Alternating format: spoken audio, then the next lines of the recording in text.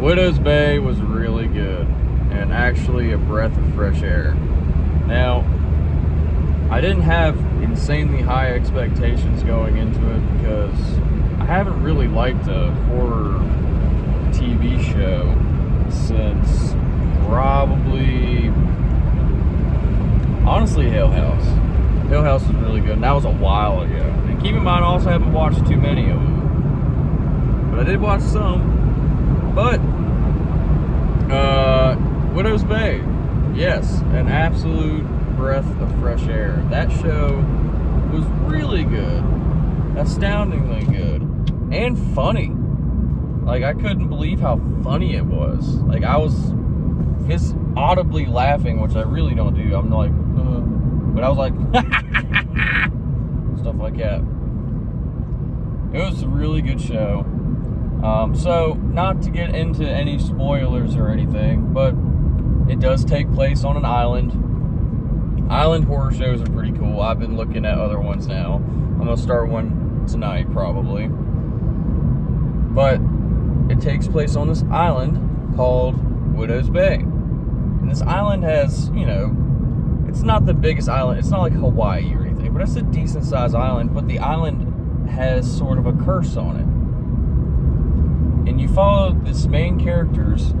Their names are Tom. He's the mayor. Patricia. I don't actually know what Patricia is, but I will go ahead and stop right there and say Patricia is probably my favorite character on this show.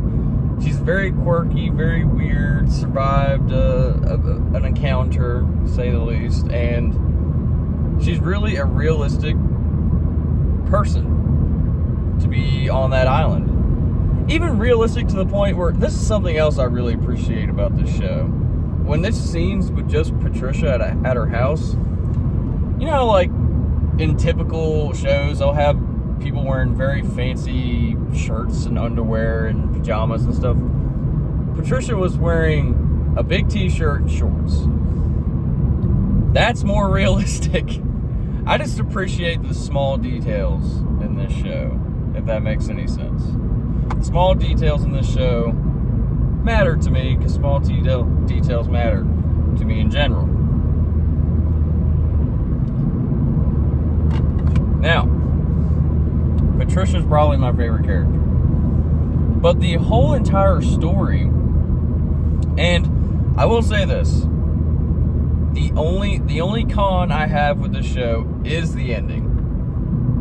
But the ending setup, I believe, is going to be set up for season 2. About going into the depths of the island. Now, so the way I'm describing this, people are probably like, oh, this is like Lost. It's not like Lost. Maybe a quarter like Lost. But it is so good. Like I said, the only con I have with this show was the ending, and I just thought it was kind of weird how they did it, but it wasn't bad at all. It was just a setup to lead into season 2, which I hope comes very soon, because, wow. Widow's Bay season 1 was excellent. Like, out of 100%, I'd give this a 90%, and I haven't given something 90% since Obsession, which Obsession I gave 99.99%. Actually, no. I gave Obsession 100%, but it was really good. Yeah, in terms of a horror TV show with bits of comedy etched in it, definitely 9 out of 10. So good. I just don't like season 2s, because I feel like season 1s are like really good, and then season 2 shows kind of fall off a little bit, and then they bounce back on season 3. Or at least that's how it feels to me. It might not be that way, but that's just how it feels to me. But I have high hopes for it, man. It was really good.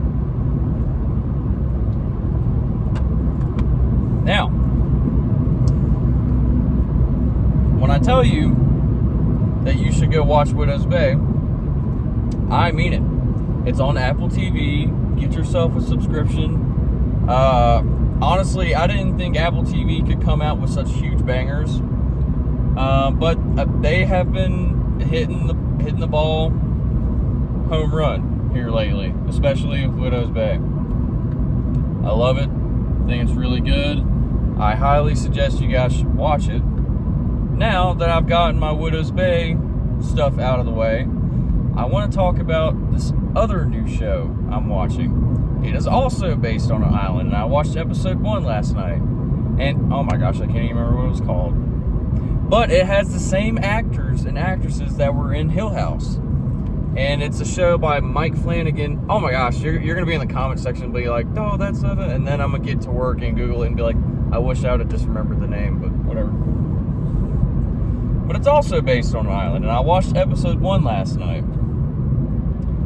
And it looks really good. And I don't want to... I mean, the show's been out for about a few years. I think the show came out in like 2021. It's older than Widow's Bay, but I don't know. I don't want to talk about it too much because I don't want to spoil anything, even though it's like old. I don't even like somebody had never watched Star Wars the other day, and I was like, you've never watched Star Wars? And I kind of spoiled something for him, and I was like, dude, you've had like, how old are you, 30? You've had at least 25 years to watch this movie. Come on. You can't just hide the world from you just because you haven't watched Star Wars. Anyways. But it also looks really good. It's like based on like maybe vampires. And this island is way smaller than Widow's Bay. It's like 127 people on this island. There's no cars. You can walk everywhere you can go. Like, walked in the general store is also the sheriff's office. And it's like a very prominent religious type of island. Obviously Christians, but the sheriff is, I think, Muslim. Just a lot of interesting things I saw from the first episode, and I'm really excited to continue watching it tonight. Tonight, I believe what I'm going to do is I'm going to continue watching it while eating a bunch of Ben & Jerry's ice cream. Now listen, you're probably like, MCD, what the dude? You are supposed to be working out and getting lean and losing a little bit of weight. Doesn't air. Even the MCD is allowed to splurge a little bit. It's not like I'm losing a crazy amount of weight anyway. What have I lost, like 2-3 pounds in the last month? Listen here. I'm not doing that great, but 2 or 3 pounds in a month is better than no pounds in a month, if I do say so myself. But yeah, I'm probably gonna team up with some Ben & Jerry's and watch this show. Because yesterday, I finished Widow's Bay in one day. But the episodes were really short. But I've also finished huge fucking TV shows in one day as well. You know what I mean? Just sit there. Like hour-long episodes, like 12, 11 episodes.